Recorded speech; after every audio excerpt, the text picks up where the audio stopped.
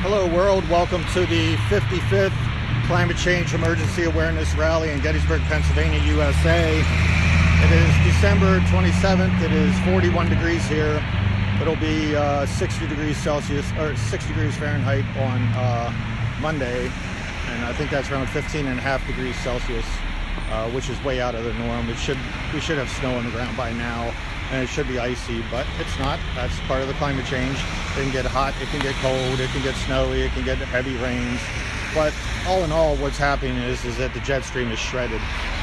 So next week is the 56th Climate Change Emergency Awareness Rally, and that'll be 10 a.m. This is my second year of doing this. This is day number 1 of the second year, and it's been quite a year as far as broadcasting and standing out here in different places around, here or DC, Washington, DC, to broadcast the climate change awareness rallies. So we had the COP25 this year, which was the climate change rally that was in Madrid, Spain. Climate change conference in Madrid, Spain. And the USA, under Donald Trump, sent a contingent of thwarters, people that deliberately tanked the whole COP25 conference by arguing every little point and pointing out all this and that and fighting every little issue. So basically, that was the most important conference in human history, and our President of the United States of America decided to tank it and basically give us all a death sentence. So I don't know if we can dig our way out of this hole or not. It's up for grabs as to whether that'll happen or not. I'm under serious doubts because he recently, yesterday, killed off all tracking of pollution in the United States. So the guy is definitely mentally ill as far as climate change goes. And he's not the only one. You have Vladimir Putin, who tanked the 25 conference. You have Bolsonaro from Brazil, who did it as well. You have Scott Morrison, who's on vacation in Hawaii during the conference and when Australia was burning down. You have the Saud family in Saudi Arabia that is nothing but oil and also tanked the conference. You have Boris Johnson from the United Kingdom. So we have a whole host of criminals for crimes against humanity. I'm going to stop when there's a truck coming. I'm going to stop for a second here.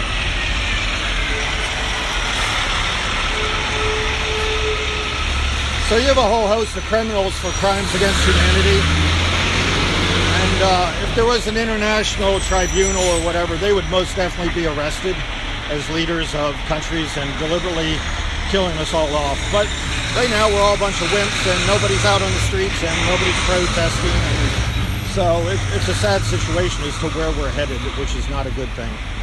So, it's basically a death sentence for everyone until everyone starts getting on board and forcing the politicians to do what is right.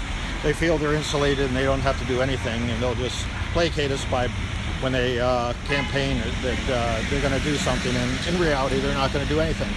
So if there is an international tribunal, please arrest these people, but it's not going to happen, so who cares? The media is also equally guilty, in the United States at least, and around the world, in that they're not reporting what is happening. They're not reporting and having scientists on. There is no debate about climate change. This is it, okay? It's a pure science, and that's all there is to it. And they're not having real scientists on at all. They have half-assed scientists that come on, if they have any at all. And these people are not in the know. They need people like Paul Beckwith, Guy McPherson, Peter Wadhams, Kevin Anderson, people like that. They'll come on and actually tell the truth as to what's happening. Extinction Rebellion is trying to do it, but they don't have the legs because they don't have the scientists that come on with them and say these things. So they have good heart and they want to go out and do it, and that's all we can do at this time is put boots on the ground. So Australia has been on fire, and it's been that way for 2 months now.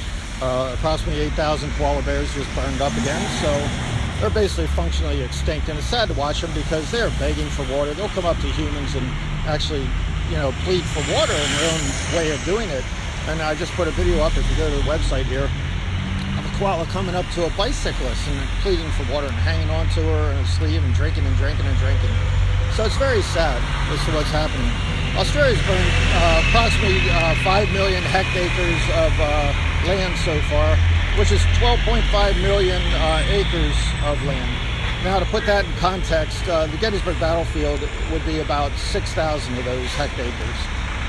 Also, California has burned 750,000 acres of land.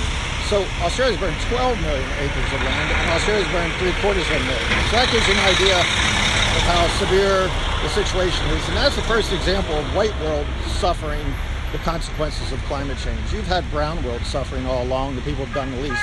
Now it's coming home to roost, and eventually what will happen is it'll come to the United States as well. But right now, as you can tell, everyone's Christmas shopping and post-Christmas shopping and getting more stuff for the stuff they didn't like before. So we just keep it up, and nothing's going to change right now. The reefs are 25% gone, most of them, and the other ones are profoundly affected. And I would say within 5-10 years, almost all the coral reefs will be gone totally. Right now in Australia, back to Australia for a second, they had their highest average temperature ever. The whole continent averaged 107 degrees Fahrenheit. That is absolutely insane. The entire continent, that was their average for the whole continent. So that's nuts. How you doing? So no longer are you're able to dodge these things. It's starting to come home to so-called civilization. The forests aren't as lush as they were, at least around here. You can tell they're getting ready to burn down or fall down. They're very susceptible to disease and drought and flood, and it's a wide variety of things going on. So eventually the farmers are going to have to come up with a situation with droughts and floods and cold weather and everything as to how to grow crops that grow in 30 days or less, because that's the only window you have. You don't have a whole growing season anymore, so I don't know what that would be. I guess it would be grass plants and things like that. This year, Texas had 43 inches of rain, and it was $2.5 billion in damage. You had the Bahamas that were totally flooded out and knocked down by Hurricane Dorian. You had the 107 degrees in Australia. You had Venice flooding, which was the worst ever. You have 10 feet of Arctic ice is now in jeopardy of sliding in the ocean, and the immediate one is the Thwaites Glacier that is approximately caused 2 feet of ocean rise if that collapses. So it's an immediate issue. As I said, the COP25 failed totally, and everyone should have been up in arms about it, but no one even knew it existed, especially our friends. So what we need is a grassroots campaign with boots on the ground and people showing up and actually protesting as to what's going on. Hopefully more people show up. I think there might be a couple people here that are standing here. Hey Wilma, how you doing? Wilma's back. Hey Wilma. And then we have someone else standing here as well. Hopefully Tanya will be out, my wife, and then our stepson might come out as well. Next rally is January 3rd, next Friday at 10 a.m. Okay, I'll see you all later.